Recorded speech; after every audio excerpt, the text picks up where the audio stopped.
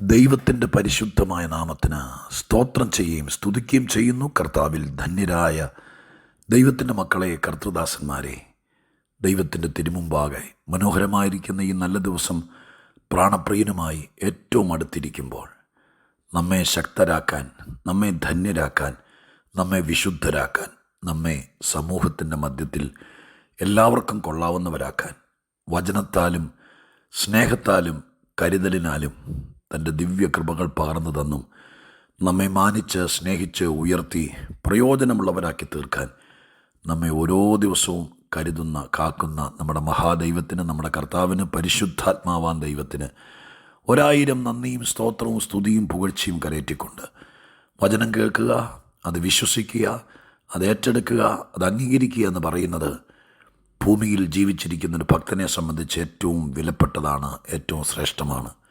ആ വിധത്തിൽ ദൈവത്തിൻ്റെ കേൾവിയെ ഒരു സാധാരണ സംഭവത്തിനപ്പുറം വിലപ്പെട്ടതായി കണ്ട് അന്വേഷിച്ചും ചോദിച്ചും കണ്ടെത്തിയും കാത്തിരുന്നും വചനം കേൾപ്പാൻ താല്പര്യം കാണിക്കുന്ന നിങ്ങൾക്ക് 1000 നന്ദി. ഒപ്പം എൻ്റെ വിനീതമായ സ്നേഹവന്ദനവും കർത്താവിൻ്റെ നാമത്തിൽ അറിയിച്ചുകൊണ്ട് ഇന്നത്തെ ആത്മീക ചിന്തയ്ക്ക് ആധാരമായ വേദവാക്യം ഞാൻ മത്തായിയുടെ സുവിശേഷത്തിൽ നിന്ന് വായിച്ചു കേൾപ്പിക്കാം. വിശുദ്ധ മത്തായി 24-ാം അധ്യായം 22-ാമത്തെ വാക്യം വായിച്ചു കേൾപ്പിക്കുകയാണ്. മത്തായിയുടെ സുവിശേഷം 24-ാം അധ്യായം 22-ാമത്തെ വാക്യം. ആ നാളുകൾ ചുരുങ്ങാതിരുന്നാൽ ഒരു ജഡവും രക്ഷിക്കപ്പെടുകയില്ല. വൃതന്മാർ നിമിത്തമോ ആ നാളുകൾ ചുരുങ്ങും. വൃതന്മാർ നിമിത്തമോ ആ നാളുകൾ ചുരുങ്ങും. ശ്രദ്ധേയമായിരിക്കുന്നൊരു വാചകം. ഒന്നോടെ ബൈബിൾ തുറന്നായിരിക്കുന്നെങ്കിൽ ശ്രദ്ധിച്ചേ, അതല്ലെങ്കിൽ ഞാൻ പറയുന്ന ശ്രദ്ധിച്ചേ. വൃദ്ധന്മാർ നിമിത്തമോ ആ നാളുകൾ ചുരുങ്ങും. യേശുക്രിസ്തു യഹൂദന്മാരോട് സംവാദിക്കുമ്പോൾ കർത്താവിൻ്റെ മടങ്ങി വരവിന് ശേഷം തൻ്റെ തിരുസഭ വഴി നിന്ന് എടുത്തുകൊള്ളപ്പെട്ടതിന് ശേഷം മഹോപദ്രവകാലം എന്നറിയപ്പെടുന്ന 7 വർഷം നീണ്ടു നിൽക്കുന്ന കഠോരമായിരിക്കുന്ന പീഡനത്തിൻ്റെ ഒരു കാലത്തെക്കുറിച്ച് അവരോട് സൂചനകൾ നൽകുകയാണ്. ലോക ചരിത്രത്തിൽ ഇന്ന് വരെ കണ്ടിട്ടില്ലാത്ത ഏറ്റവും ഘോരമായ പീഡനങ്ങളും അതീവ തീവ്രമായിരിക്കുന്ന നൊമ്പരങ്ങളും അന്ന് ജീവിച്ചിരിക്കുന്ന മനുഷ്യവർഗത്തിന്, വിശേഷാൽ യഹൂദ സദസ്സിന് ഉണ്ടാകാൻ പോകുന്ന കാര്യമായ അനർത്ഥത്തെക്കുറിച്ച് കർത്താവ് ഏകദേശം 2000 വർഷങ്ങൾക്ക് മുമ്പ് അന്നത്തെ യഹൂദന്മാരോട് ഈ കാര്യം പറയുകയാണ്. ഇങ്ങനെ പറഞ്ഞു വരുമ്പോൾ കർത്താവ് പറയുന്നു, ആർക്കും താങ്ങാൻ പറ്റില്ല, ഒരു ജഡത്തിനും പിടിച്ചു നിൽക്കാൻ പറ്റില്ല.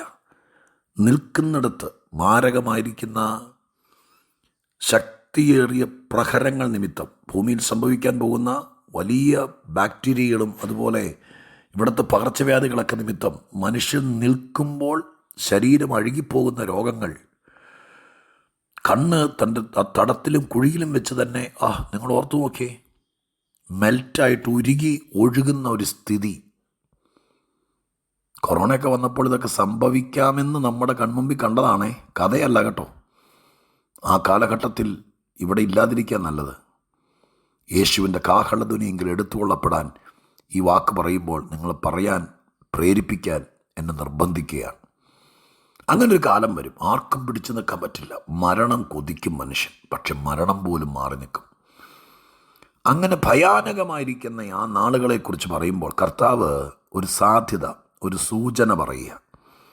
ആ നാളുകൾ ചുരുങ്ങാതിരുന്നാൽ, അത്ര വലിയ വേദന ചുരുങ്ങാതിരുന്നാൽ ആർക്കും പിടിച്ചു നിൽക്കാൻ പറ്റില്ല എന്നിട്ട് പറയുന്നു, പക്ഷേ വൃദ്ധന്മാർ നിമിത്തം ആ നാളുകൾ ചുരുങ്ങും. ആ വാചകമാണല്ലോ നമ്മൾ ആവർത്തിച്ച് പറഞ്ഞത്. വൃദ്ധന്മാർ നിമിത്തം ആ നാളുകൾ ചുരുങ്ങും. വേദപുസ്തകം ഞാൻ പഠിച്ചപ്പോൾ ഈ വിഷയത്തിൻ്റെ ഇന്നത്തെ സന്ദേശത്തിലേക്ക് വരാം. 2 തരം ആളുകളുണ്ട്. ഒന്ന്, പ്രശ്നങ്ങളെ വലുതാക്കുന്നവർ. 2, പ്രശ്നങ്ങളെ ചെറുതാക്കുന്നവർ. ബൈബിൾ ഞാൻ കണ്ടിട്ടുണ്ട്. ഇവിടെ കൊടുത്തിരിക്കുന്ന ചുരുങ്ങും എന്ന വാക്കിന് കട്ട് ഷോട്ട് എന്നൊരു ഇംഗ്ലീഷ് വാക്കാണ് ഞാൻ ഇപ്പോൾ നോക്കിയ ഇംഗ്ലീഷ് വേർഷനിൽ കണ്ടത്. കട്ട് ഷോട്ട്, ചുരുങ്ങുക, ചെറുതാക്കുക, ശമിപ്പിക്കുക എന്നൊക്കെ അതിനർത്ഥമുണ്ടല്ലോ. അപ്പോൾ ഈ ലോകത്തിൽ, നമ്മുടെ സമൂഹത്തിൽ, നമ്മുടെ വീട്ടിൽ തന്നെ, നമ്മുടെ ചുറ്റുവട്ടത്ത് ഞങ്ങളെപ്പോഴത്തെ ശുശ്രൂഷകന്മാരുടെ ഇടയിൽ, വിശ്വാസ സമൂഹത്തിൻ്റെ ഇടയിൽ, ക്രിസ്ത്യാനികളുടെ ഇടയിൽ 2 തരം ആൾക്കാരുണ്ട് ദൈവമക്കളെ. ഒന്ന്, നമ്മൾ മലയാളി സാധാരണ പറയില്ലേ, എരുതിയിൽ എണ്ണ ഒഴിക്കുന്നവർ. അയ്യോ അങ്ങനെയുള്ളവരുണ്ട് കേട്ടോ. കൊച്ചു കാര്യമായിരിക്കും, നമ്മളത് പറയില്ല, നീ ഒരുത്തനാണ് ഇത് ഇത്രയും വഷളാക്കിയത്, പറയില്ലേ? പറഞ്ഞിട്ടുണ്ട്, നിങ്ങളുടെ ഓർമ്മയിൽ കാണും. നീ ഒരുത്തി കാരണമാണ് ഇത് ഇത്രയും കൊളായിപ്പോയത്. എൻ്റെ അർത്ഥം എന്താ? വിവരമില്ല, പരിജ്ഞാനമില്ല, കയറി വന്ന് എന്തെങ്കിലും ചെയ്യും, കുത്തിത്തിരിപ്പുണ്ടാക്കും, ഇത് നശിപ്പിക്കും. അങ്ങനെയുള്ള ആളുകൾ ഉണ്ട് ഉണ്ട് ഉണ്ട്. സൂക്ഷിച്ചോളണം, അടുപ്പിക്കരുത്. കുടുംബജീവിതത്തിനകത്ത് കയറ്റരുത്. വീട്ടിൽ കയറ്റാതിരിക്കാൻ പറ്റില്ല, ബന്ധുക്കളൊക്കെ ആണെങ്കിൽ, പക്ഷെ നിങ്ങളുടെ കുടുംബജീവിതത്തിനകത്ത് കയറ്റരുത്. കുഞ്ഞുങ്ങളുടെ ലൈഫിൽ കയറ്റരുത്. ഏറ്റവും പ്രധാനപ്പെട്ട കാര്യങ്ങളിൽ ഇടപെടുത്തരുത്. അവരത് നശിപ്പിച്ച് കൈ തരും. അപ്പോൾ തന്നെ ഈ വാക്യം നമുക്ക് തരുന്ന സൂചന സന്തോഷകരമാണ്. യേശുക്രിസ്തു പറയുക, ഇതങ്ങ് നീണ്ടു പോകാനാ സാധ്യത. പക്ഷേ ഇവിടുത്തെ ഏതെങ്കിലും ശക്തന്മാരായിരിക്കുന്ന ശാസ്ത്രജ്ഞന്മാരോ കണ്ടുപിടുത്ത വിദഗ്ധന്മാരോ അവരൊന്നും നിമിത്തമല്ല, ദൈവവുമായിട്ട് ബന്ധമുള്ള ദൈവം തിരഞ്ഞെടുത്ത എലക്റ്റീവായ വൃദ്ധന്മാരെന്ന് വിളിക്കപ്പെടുന്ന ദൈവത്തിൻ്റെ ആളുകൾ നിമിത്തം ആ ഘോര ദിവസങ്ങൾ ചുരുങ്ങും.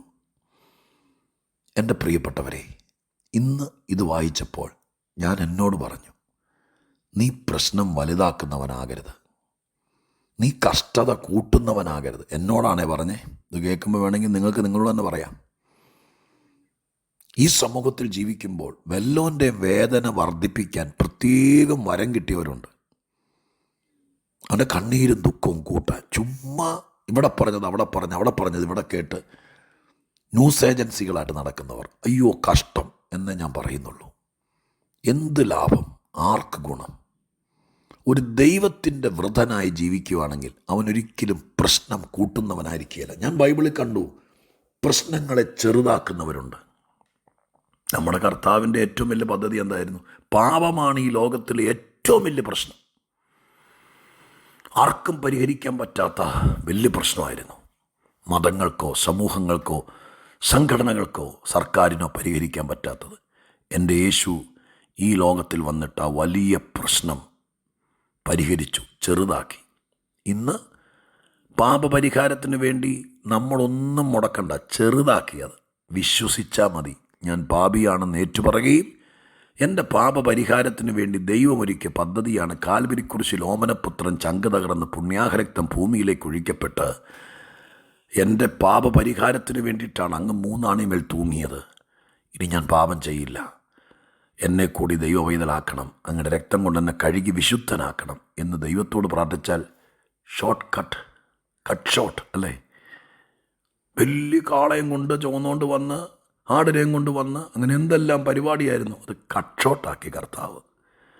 നീ ഒന്നും ചെയ്യണ്ട, നീ ആളെയും കാളയും എരുമയും ഒന്നും കൊണ്ടുവരണ്ട, നീ ക്രൂശിലേക്ക് നോക്കി വിശ്വസിച്ചാൽ മതി. എന്തെളുപ്പാ ദൈവമക്കളെ. ആ പ്രശ്നം കർത്താവ് വലിയ സംഭവമായിരുന്നു. പാപപരിഹാരത്തിന് എന്തെല്ലാം പണിയാണ് ചെയ്തുകൊണ്ടിരുന്നത്. മതങ്ങളിന്നും എന്താ ചെയ്യുന്നത്? പക്ഷേ സത്യസന്ധമായി യേശുക്രിസ്തു അതിനെ ലഘുവാക്കി. ഏറ്റുപറഞ്ഞ് ഉപേക്ഷിച്ചാൽ കരുണ ലഭിക്കും. കർത്താവിനെ രക്ഷകനായി സ്വീകരിച്ചാൽ പാപത്തിന് പരിഹാരം വരും. ഞാൻ കേട്ടിട്ടുണ്ട്, ഈ രോഗം ശമിപ്പിക്കുന്നു, മരുന്നല്ല.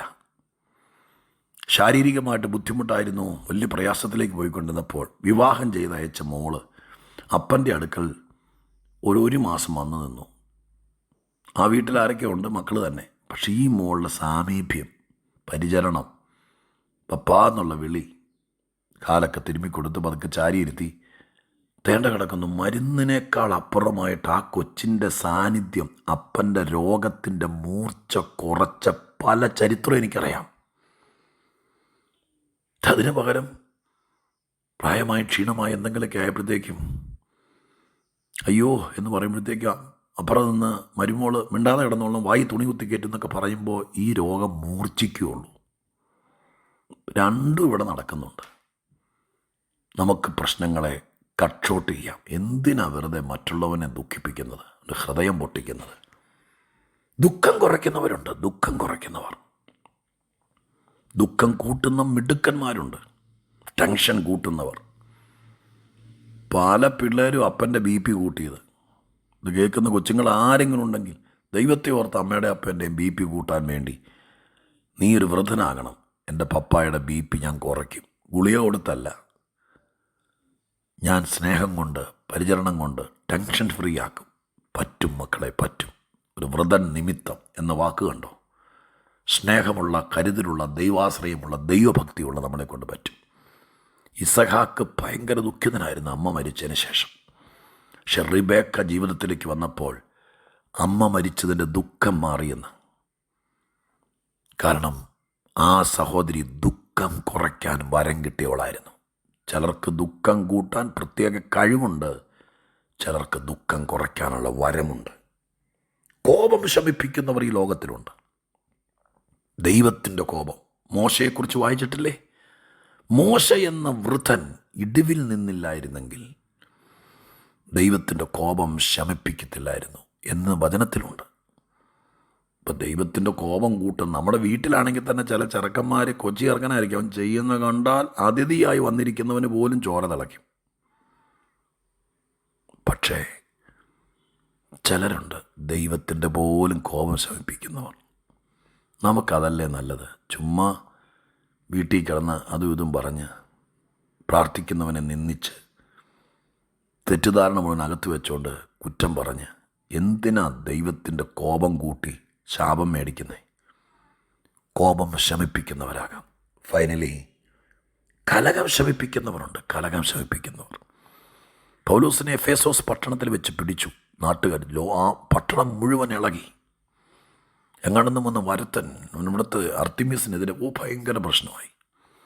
കലഹം, ആർത്തുവിളി, കൂക്കുവിളി, കൊന്നുകളയുമെന്ന് വിചാരിച്ചു പൗലോസിനെ. പട്ടാളം ഇറങ്ങിയിട്ട് പോലും ഒതുങ്ങുന്നില്ല. അപ്പോൾ അവിടെ ഒരു വാക്ക് ഞാൻ കണ്ടു, 19:35 അപ്പോസ്തല പ്രവൃത്തി. അവിടെ എഴുതിയിരിക്കുന്നത് എന്താണെന്നറിയാമോ? പട്ടണമേനവൻ, മുനിസിപ്പൽ ചെയർമാനായിരിക്കാം അദ്ദേഹം. പെട്ടെന്ന് വന്നു. പട്ടണത്തിൽ കലഹം, പൗലോസിനെ കൊല്ലുമെന്ന് തീരുമാനിച്ചിരിക്കുമ്പോൾ അദ്ദേഹം എല്ലാവരെയും കൈയൊട്ടി വിളിച്ചു, ഞാൻ പറഞ്ഞ ശ്രദ്ധിക്കേ എന്ന് പറഞ്ഞു. ഇങ്ങനെ ഒരാൾ ഇവിടെ വന്ന് അർത്തിമീസ് ഒന്നുമല്ലെന്ന് പറഞ്ഞാൽ നിങ്ങൾ എന്നെ പറയുന്നേ? ലോകത്തിലെ മുഴുവൻ ആളുകൾക്കറിയാം അർത്തിമീസ് വലിയ സംഭവമാണ്. ഇങ്ങേര് പറഞ്ഞാൽ നിങ്ങളടങ്ങ് എന്ന് പറഞ്ഞപ്പോൾ എൻ്റെ പ്രിയപ്പെട്ടവരെ കൊല്ലാൻ വേണ്ടി പട്ടാളം ഇറങ്ങിയിട്ട് ഒതുങ്ങാത്തവർ ആ മനുഷ്യൻ പറഞ്ഞപ്പോൾ കലഹം ശമിപ്പിച്ചു എന്ന് എഴുതിയിട്ടുണ്ടെന്ന്. അയ്യോ, പുറകിൽ നിന്ന് ചുമ്മാ ഒന്നും അറിയാതെ കയ്യും കെട്ടിന്ന് സ്ക്രൂ ചെയ്യുന്ന മിടുമിടുക്കന്മാരുണ്ട്.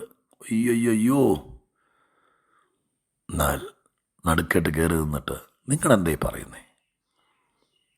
ആ മനുഷ്യൻ പറഞ്ഞ കേട്ടോ, എത്ര വിദഗ്ധമായ രീതിയിൽ അദ്ദേഹം പ്രശ്നം കൈകാര്യം ചെയ്തത്.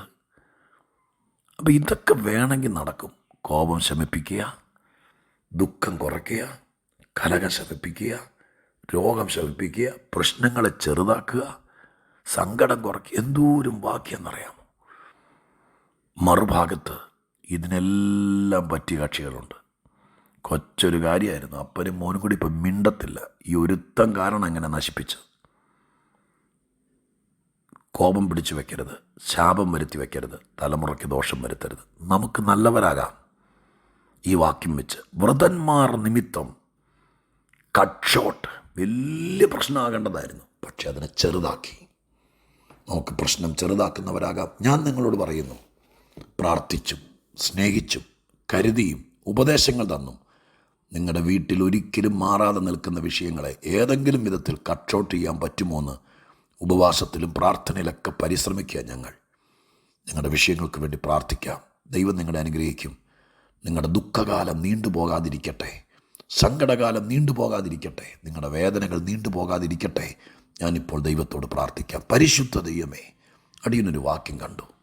ചിലർ നിമിത്തം ദുഃഖത്തിൻ്റെയും കഷ്ടത്തിൻ്റെയും വേദനയുടെയും ദാരിദ്ര്യത്തിൻ്റെയും കടഭാരത്തിൻ്റെയും നാളുകൾ ചുരുങ്ങുമെന്ന്. ഞങ്ങൾക്ക് അങ്ങനെയുള്ള ഒരാളാകാൻ പറ്റിയിരുന്നെങ്കിൽ ഞാൻ അതിൻ്റെ കൃപ ചോദിക്കുന്ന ഈ പ്രാർത്ഥനാ ദിവസങ്ങളിൽ ഇത് കേൾക്കുന്ന ദൈവമക്കളും അത് തന്നെ ഏറ്റെടുക്കട്ടെ, മറ്റുള്ളവർക്ക് ഉപകാരികളാകട്ടെ. ഞാനിവരെ അനുഗ്രഹിക്കുന്നു യേശുവിൻ നാമത്തിൽ തന്നെ.